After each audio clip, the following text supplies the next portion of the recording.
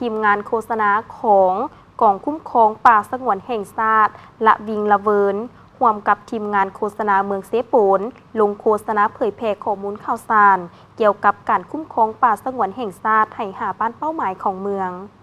พิธีจัดขึ้นเมื่อบ่ดนมานี้น้ำโดยท่านแก้วอุดรมูลคำมณีวงศ์ของหัวหน้าองค์การเกษตรกรรมและสิ่งแวดล้อมเมืองเซโปนท่านปีดาวันมูลละอของหัวหน้าองค์การโฆษณาอบรมเมืองท่านผู้สมหักนาวลังสี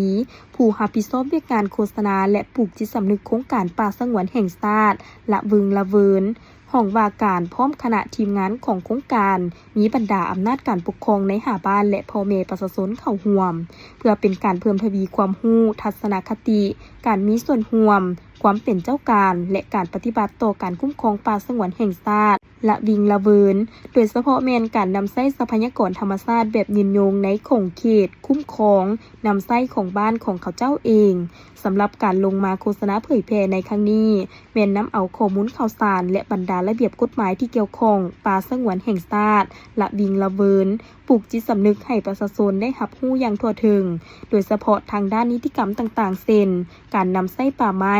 สัตว์น้ำสัตว์ป่าและเครื่องป่าของดงแบบยืนยงของบ้านและนำใช้แผ่นโปสเตอร์มาอธิบายมีป่าสงวนแห่งชาติเขตเครื่องมือและการนำใช้ฤดูกาลและทดแทนคืน